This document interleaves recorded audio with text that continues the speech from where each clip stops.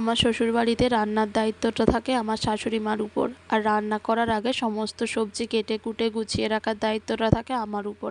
তারপর রান্না হয়ে গেলে খাবার পরিবেশন করার দায়িত্বটাও আমার উপর। যাই হোক, এখন ঢেঁড়স আলুর তরকারি হয়ে গেছে আর সাথে রুটি করা হয়েছে। তো আগেও বেশ কিছুটা রুটি হয়েছে, সেটা ওই হটপটে রাখা আছে। আর এখানে এই রুটিগুলো হয়েছে, এখানে কাকাবাবুকে রাতের জন্য খেতে দেবো, আর সাথে কালকে সকালে কাকাবাবু টিফিন নিয়ে যাবে, সেই টিফিন বক্সটা গুছিয়ে রাখবো।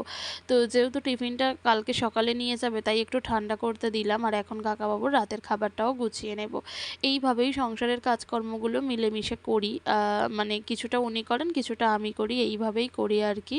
তো কাজগুলো করতে করতে এখন এমন অভ্যাস হয়ে গেছে যে কাজগুলোকে ভালোবেসে ফেলেছি। এখন সংসারের কাজকর্মগুলো করতে বেশ ভালো লাগে। তবে জানো তো, মাঝে মাঝে মনে হয় যে কোনো একদিন আমার এরকম অভিযোগ হবে না তো, যে সংসারের কাজকর্ম করতে গিয়ে নিজের পড়াশোনাটাকে হারিয়ে ফেলেছি, সংসারের কাজকর্ম করতে গিয়ে নিজের যে কোনো একটু ক্ষমতা ছিল সেই ক্ষমতাটার যত্নই নিতে পারিনি, তাই হয়তো সেই ক্ষমতাটা হারিয়ে গেছে। জানি না যে ভবিষ্যতে এই আফসোসটা কোনো দিন হবে কি না। তো ঢেঁড়স আলুর তরকারিটা দেখলাম গরম আছে, তাই জলে বসিয়ে রাখলাম ঠান্ডা করার জন্য।